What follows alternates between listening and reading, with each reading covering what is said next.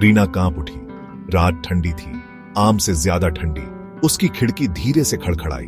खाली घर में ये आवाज बहुत अकेली लग रही थी। वो आज रात अकेली थी।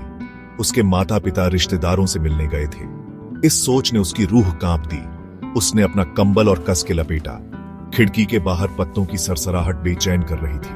उसने इसे नजरअंदाज करने की कोशिश की। उसने हाथ में रखी किताब पर ध्यान देने की कोशिश की, लेकिन शीशे पर हल्की सी खटखटाहट जारी रही।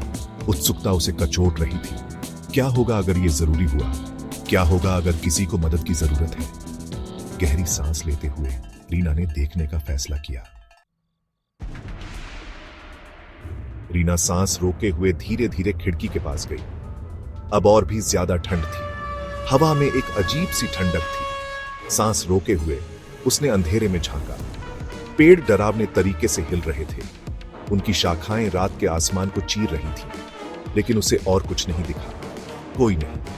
निराशा के साथ राहत भी मिली। वो मुड़ने ही वाली थी कि एक आवाज, बस एक फुसफुसाहट सी, ने उसकी रूह कांप दी। ऐसा लगा जैसे ये आवाज उसके पीछे से, कमरे के अंदर से आ रही है। रीना! ये सांस लेती हुई आवाज उसके कान के बहुत करीब थी। रीना घूम गई। उसका दिल ढोल की तरह धड़क रहा था। कमरा खाली था।